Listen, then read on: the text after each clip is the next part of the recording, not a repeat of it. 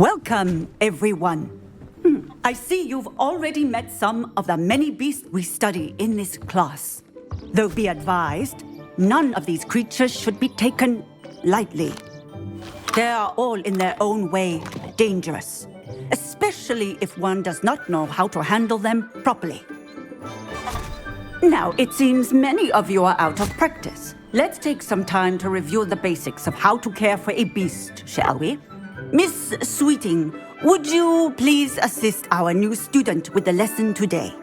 Yes, Professor Howen. Hello, I'm Poppy Sweeting. Don't worry about Professor Howen's speech. She over-exaggerates sometimes. All the beasts in class are perfectly safe. Oh! Miss Sweeting, pay attention, please. The tongue of a puffskein can be a slippery devil. Yes, Professor. Here, you can practice on Gerald. Just keep an eye out for his tongue. You can use my brush. Just be gentle. Oh, and think pleasant thoughts. I like to think it enriches his experience.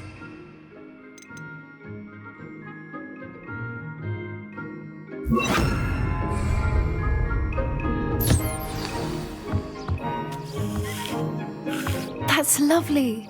I'm sure he feels much better. I think he might be hungry. Would you mind giving him some beef?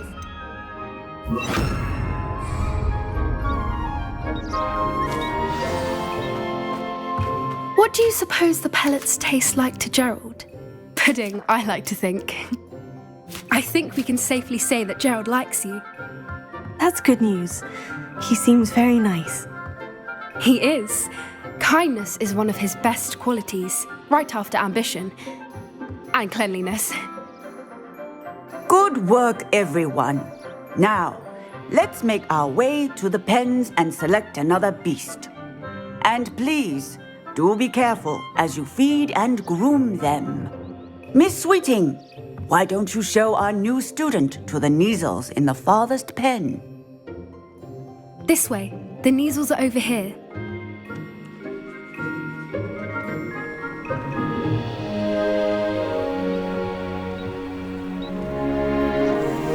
Oh, couple of Kneazle whiskers ought to get me a few canuts at least. Enough to buy something from Honeydukes.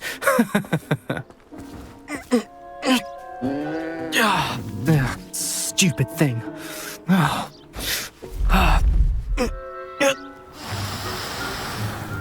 What in Merlin's name are you doing? Tuss, peculiar Poppy. Worried about a worthless little rodent. Her name is Persephone! Her name is Persephone! That's really not funny.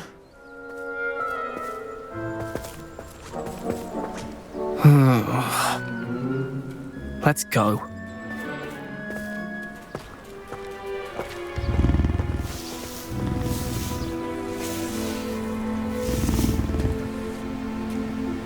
Those two don't belong anywhere near this class. Poachers in training. Persephone was onto them instantly. Thank you for your help. Stand back.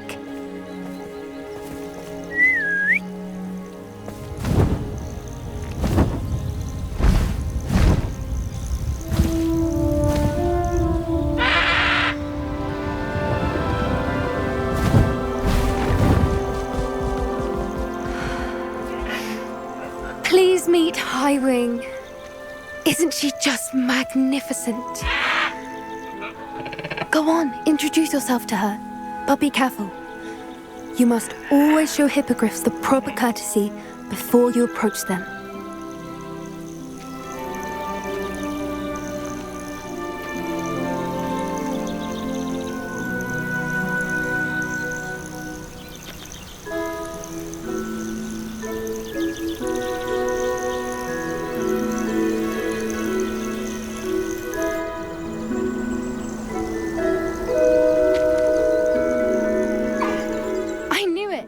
I don't think I've ever seen a hippogriff take to someone this quickly. You can feed and brush her if you'd like. I come and check on her every once in a while. Bring her pasties, tell her what's going on in the castle. You wouldn't know from looking at her, but she's a dreadful busybody.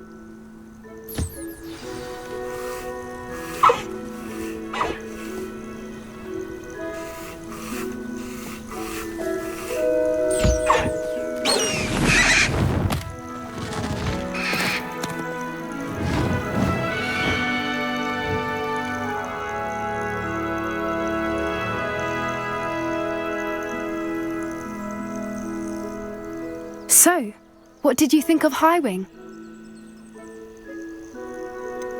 Honestly, she was a bit intimidating. She does have a rather stern brow, doesn't she? But look how well you put her at ease. Are you the reason students have been seeing hippogriffs flying above the Forbidden Forest? Perhaps. Did you know that once you earn a hippogriff's trust, they'll always be there for you? I've seen it firsthand with her. How exactly did you and Highwing cross paths? It's a longer story, but I rescued her from poachers a few years back. Got her to safety and, well, she was fine until recently.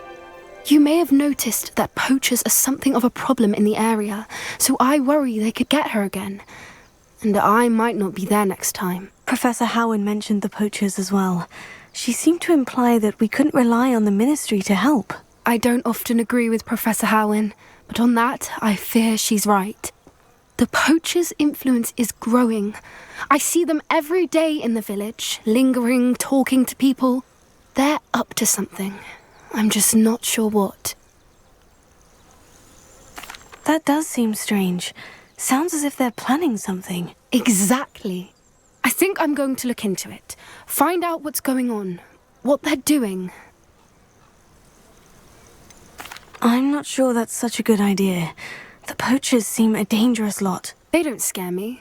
Besides, I'd do anything to keep Highwing safe. You seem undeterred. Will you let me know what you find out? Oh, very well. I will. I should be going, but we'll speak again soon, I hope.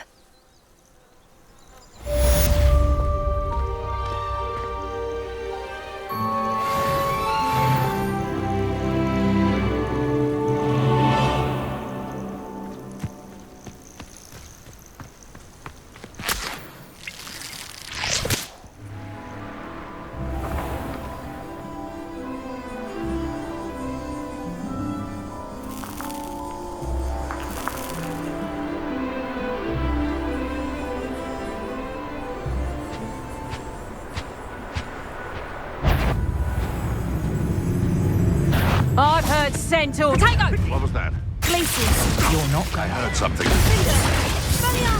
Oh, what's going on? Go out of your eyes. It isn't Nora Treadwell. I will get that golden help back. Hopefully from your core. Fleeces.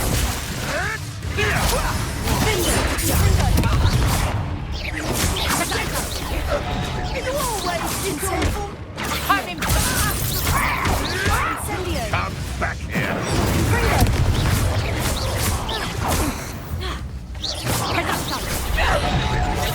Incendio! Not so tough now, are ya?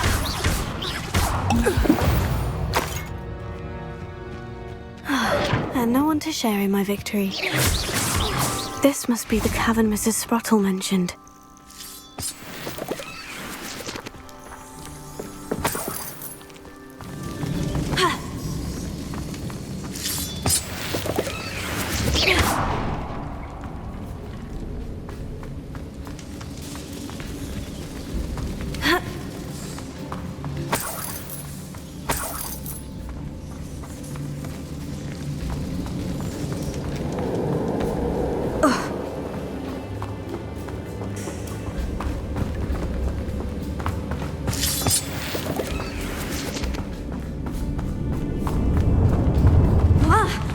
Either I'll have to fight that troll, or we can get him together.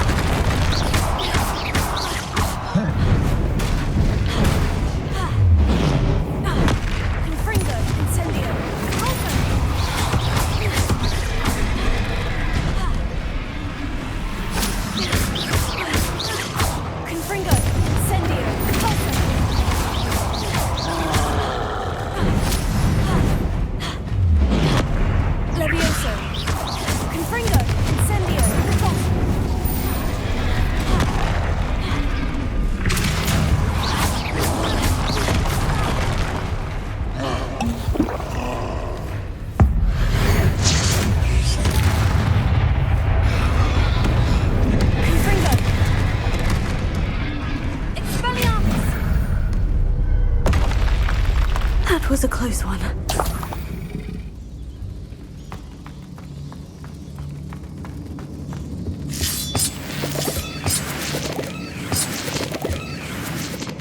Revelio.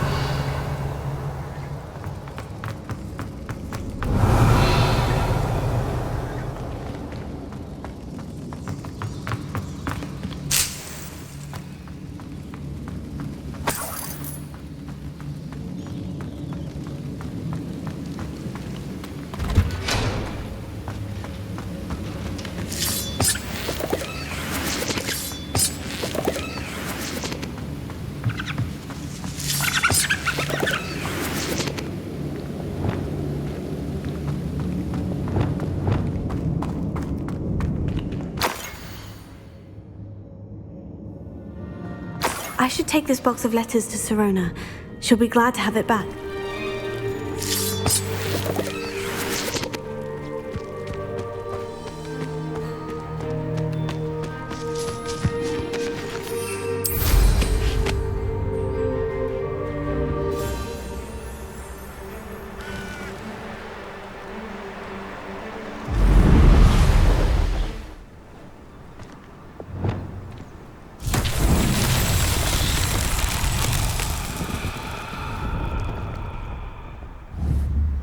Confringo!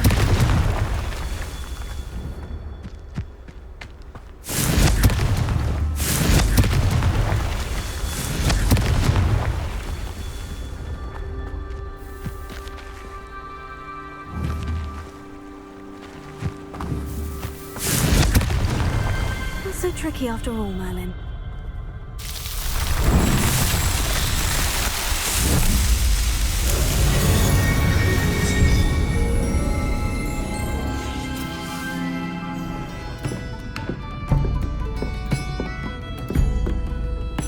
Hello, Sirona. I have good news. I was able to provide your friend Mrs. Sprottle with some Horklumps for her Wiggenweld potion, and I found your box of letters. Oh, thank you. I knew you were the one to ask. I wondered about some of the letters in the box. Of course.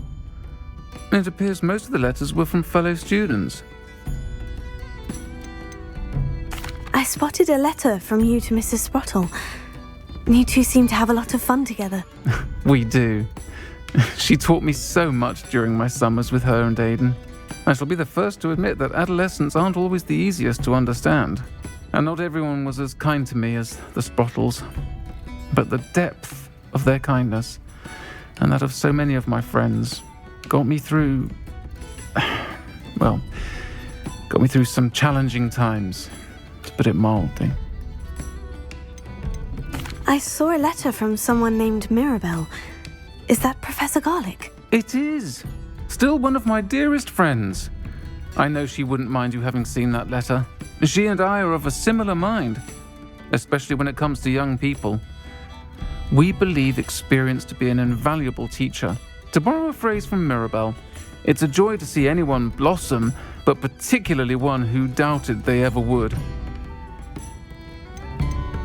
I'm glad I could be of help. Mrs. Sprottle sends her best. Don't know what I'd have done without her and Aiden. Thank you, again, for helping her, and for returning this box of letters. It's nice to reflect on good memories.